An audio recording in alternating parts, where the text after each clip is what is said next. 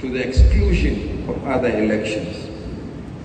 However, after the 2019 general election, INEC and other well-meaning Nigerians appealed to the Peace Committee to devolve this laudable initiative to major off-season elections at state level. In response, the Peace Committee organized the signing of the Peace Accord ahead of the Edo State Governorship election on 15th September 2020.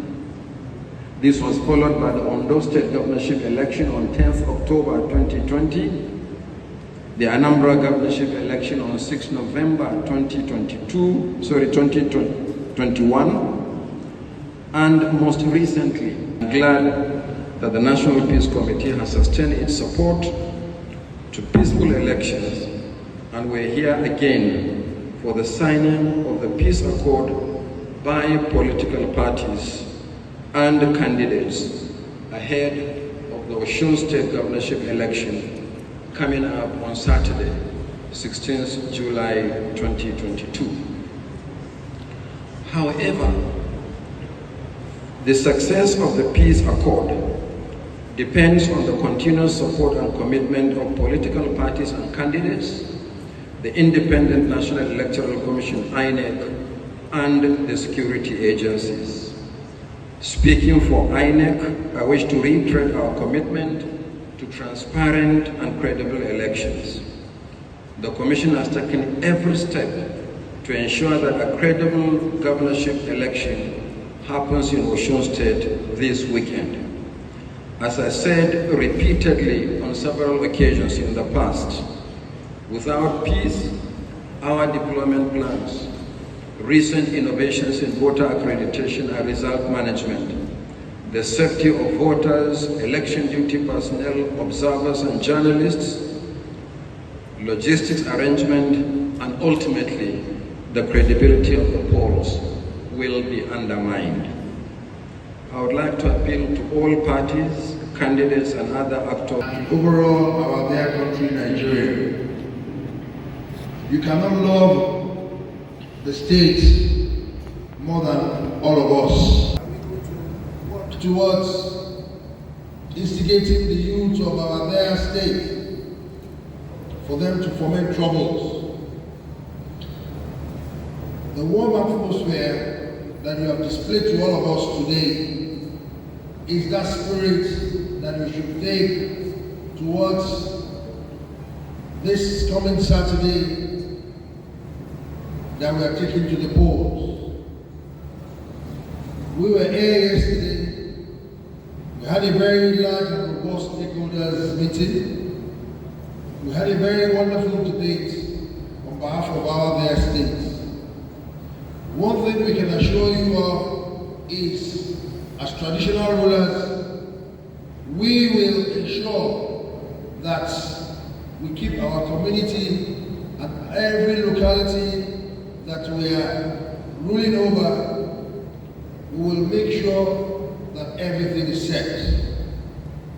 We want to thank once again all the stakeholders that are here, from the security apparatus, from INEC officials, to the headship of that organization, and all other civil society groups that are here, and above all, the Peace Accord team, ably led by General Abu Salami.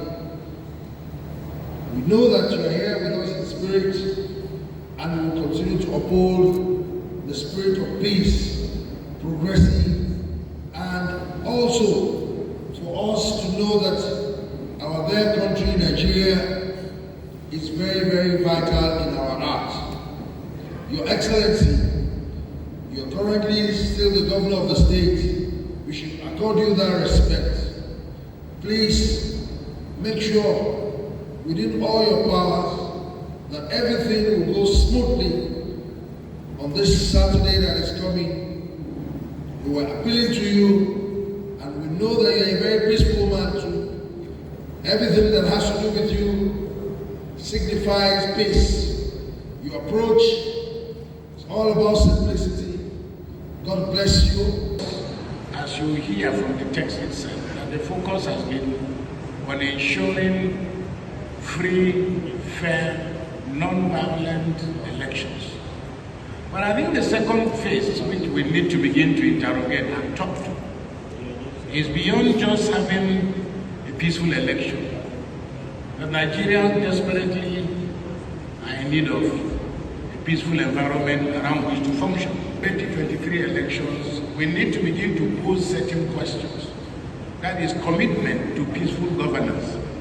Because the harvest that we have had, a very rich harvest of the lives that have been lost and are still being lost, the amount of violence that has engulfed our nation in a democracy, in a country that is not at war, this, for me, is the fundamental threat to our democracy. And those who run the system must demonstrate commitment, capacity to arrest this threat. And the point is that ordinary Nigerians are in very many respects perhaps even more deeply committed to democracy and democratic processes than the key actors themselves.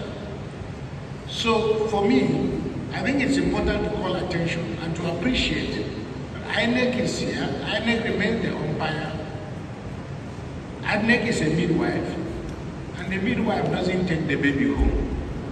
So civil society groups, church groups, traditional institutions, we heard about the presence of Christians and Muslim leaders here.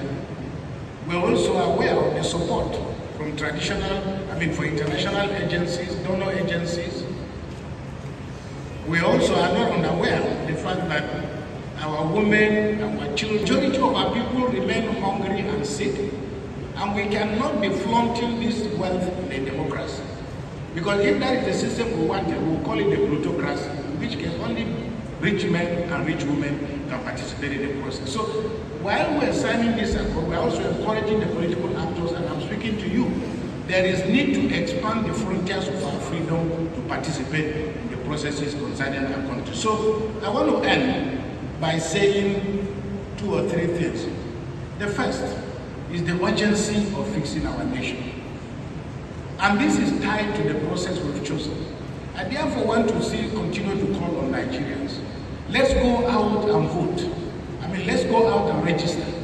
Because this is a civic duty that we must perform. And I think we're quite happy that somehow by a twist of fate, there is quite a lot of energy that is being expressed. We therefore want to salute and encourage INEC for its eloquent transparency, and then its ability to engage our brothers and our sisters. And I'm happy because a lot of the things happening in INEC, we're all very delighted by the quality of manpower, that members of civil society who were fighting a few years back are now part and parcel of solving our problems. So in the final analysis, it is the conduct and behavior of the players that determines how this game is going to play. So please, for you, the members of the political class, in the name of the Peace Committee, I want to appeal to you. We love our country, we love our democracy, but please, politicians in Nigeria, we beg you, make it possible for us to trust you. Make it possible for us to love you. Make it possible for us to show that by choosing democracy, we have chosen to stay alive. Because finally, as they say, the democratization of development leads to the development of democracy. Okay, I repeat that. The democratization of development leads to the development of democracy. That is, if we democratize the opportunities that are available to the widest number of our citizens, then our people will become enthusiastic to go out and vote. But if they vote and they think that we have voted only for a select group of people to enjoy on our behalf, it will be difficult to convince our people. So once again, I want to call on the people of Osun, as you go out, please make sure that you vote to stay alive. There are growing concerns about giving out money. Civil society has talked about this. I've seen women commenting about this with a lot of pain and concern. But the political class must be the ones to show a sign and a signal. because the persistence of violence in Nigeria is directly correlated to the tragic situations around which our people find themselves. The bottom of Nigeria is characterized by we, the ordinary people, who make up over 90% of the population. Our lives today are characterized by hunger. People are angry. People are dying. People are sick. Children are out of school. And we might as well even add, when we used to talk of out of school children, we're talking about 8 million or 10 million children out of school. Well, for us in Nigeria, the university students who count in millions can be classified as out of school children. This is unacceptable, especially as I said, and these things are happening in democracy. Because democracy has always given us an opportunity for negotiation, consensus, and so on. And it is a tragedy. The chairman of INEC is himself a professor. A lot of the election results have been announced by professors. It is therefore not acceptable that after so many months, our universities are still closed. Because we must understand that without the universities giving opportunities for academic energy and analysis and theorizing, it's impossible for our democracy to grow. So the most important thing therefore for political actors, and I'm speaking not only for the people of Oshun, I'm also speaking to the political actors, as you hear from the text itself, that the focus has been on ensuring free, fair, non-violent elections. But I think the second phase, which we need to begin to interrogate and talk to, is beyond just having a peaceful election. The Nigerians desperately are in need of a peaceful environment around which to function. 2023 elections, we need to begin to pose certain questions. That is commitment to peaceful governance. Because the harvest that we have had, a very rich harvest of the lives that have been lost and are still being lost, the amount of violence that has engulfed our nation in a democracy, in a country that is not at war, this, for me, is the fundamental threat to our democracy. And those who run the system must demonstrate commitment, capacity to arrest this threat. And the point is that ordinary Nigerians are in very many respects perhaps even more deeply committed to democracy and democratic processes than the key actors themselves. So for me, I think it's important to call attention and to appreciate that INEC is here. INEC remains the umpire. INEC is a midwife, and the midwife doesn't take the baby home. So civil society groups, church groups, traditional institutions, we heard about the presence of Christians and Muslim leaders here.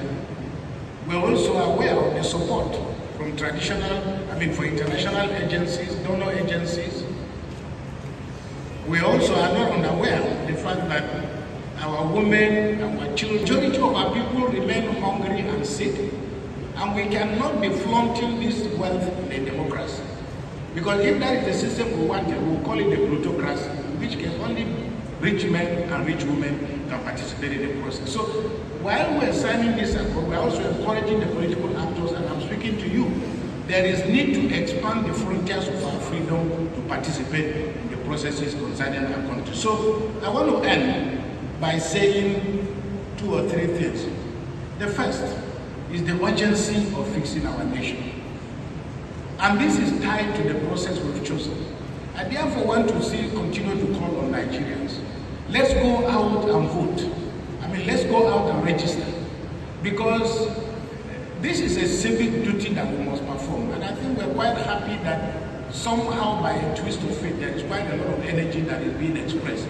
We therefore want to salute and encourage INEC for its eloquent transparency, and then its ability to engage our brothers and our sisters. And I'm happy because a lot of the things happening in INEC, we're all very delighted by the quality of manpower, that members of civil society who were fighting a few years back are now part and parcel of solving our problems. So in the final analysis, it is the conduct and behavior of the players that determines how this game is going to play. So please, for you, the members of the political class, in the name of the Peace Committee, I want to appeal to you. We love our country, we love our democracy, but please, politicians in Nigeria, we beg you, make it possible for us to trust you. Make it possible for us to love you. Make it possible for us to show that by choosing democracy, we have chosen to stay alive. Because finally, as they say, the democratization of development leads to the development of democracy. Okay, I repeat that. The democratization of development leads to the development of democracy. That is, if we democratize the opportunities that are available to the widest number of our citizens, then our people will become enthusiastic to go out and vote. But if they vote and they think that we have voted only for a select group of people to enjoy on our behalf, it will be difficult to convince our people. So once again, I want to call on the people of Osun, as you go out, please make sure that you vote to stay alive. There are growing concerns about giving out money. Civil society has talked about this. I've seen women commenting about this with a lot of pain and concern. But the political class must be the ones to show a sign and a signal, because the persistence of violence in Nigeria is directly correlated to the tragic situations around which our people find themselves. The bottom of Nigeria is characterized by we, the ordinary people, who make up over 90% of the population. Our lives today are characterized by hunger. People are angry. People are dying. People are sick. Children are out of school. And we might as well even add, when we used to talk of out of school children, we're talking about 8 million or 10 million children out of school. Well, for us in Nigeria, the university students who count in millions can be classified as out of school children. This is unacceptable, especially, as I said, and these things are happening in democracy. Because democracy has always given us an opportunity for negotiation, consensus, and so on. And it is a tragedy. The chairman of INEC is himself a professor. A lot of the election results have been announced by professors. It is therefore not acceptable that after so many months, our universities are still closed. Because we must understand that without the universities giving opportunities for academic energy and analysis and theorizing, it's impossible for our democracy to grow. So the most important thing therefore for political actors, and I'm speaking not only for the people of Osun, I'm also speaking to the political actors. Reverend Dr. Matthew Hassan Kukah.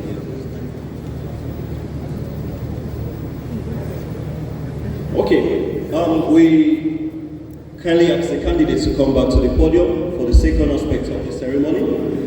Candidates. The candidates, please come forward. The chairman follows suit. APC.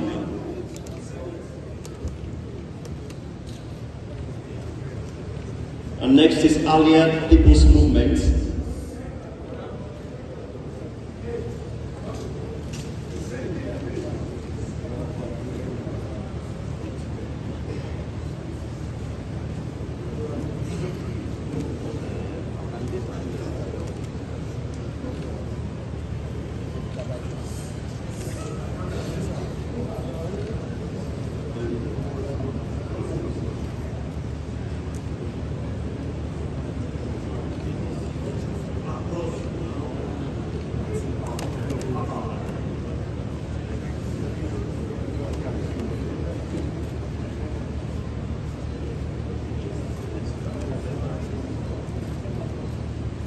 So after APC, we have APM,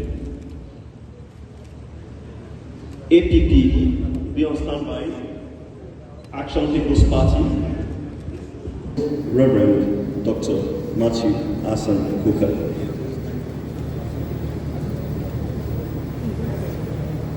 Okay, we kindly ask the candidates to come back to the podium for the second aspect of the ceremony. Candidates. The candidates, please come forward. The chairman follows suit. Reverend Dr. Matthew Hassan Kukah.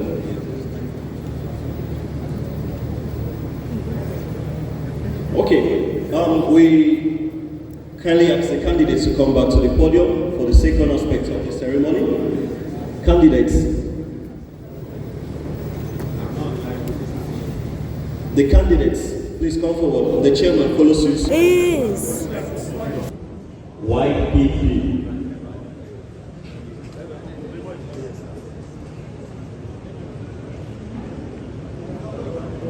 Zenith Labour Party, ZLP.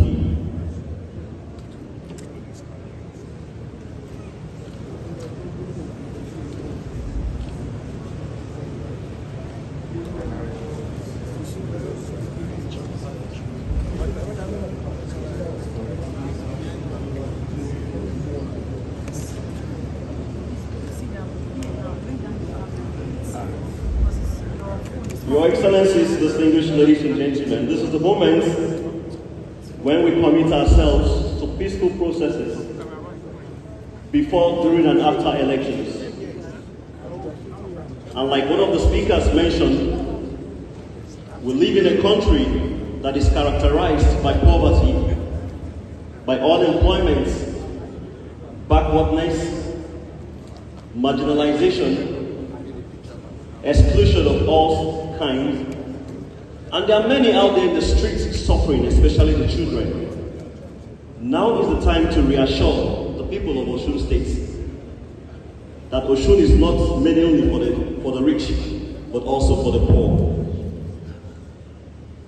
That Nigeria itself is the country for all, irrespective of tribe, irrespective of religion.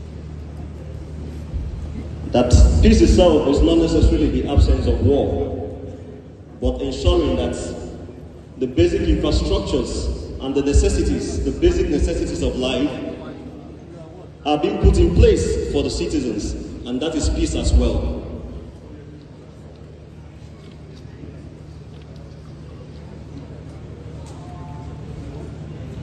And like the convener said, we must make democracy work. Not forgetting the 8 pillars of peace. At this point, we want to invite, as witnesses to the signing of the peace accord,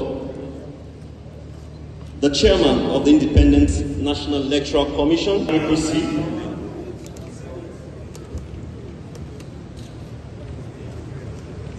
and next is Allied People's Movement,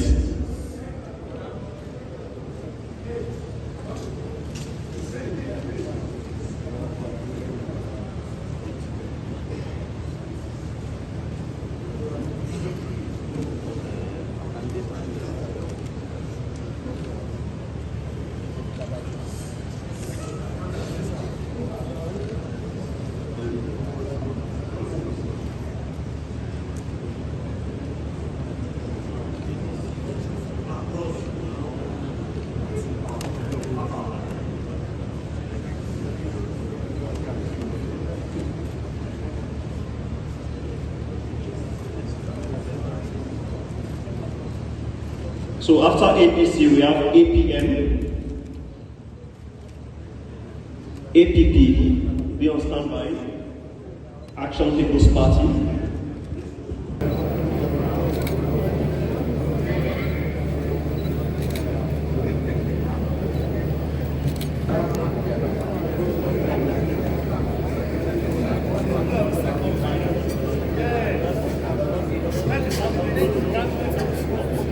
Traveling at the back.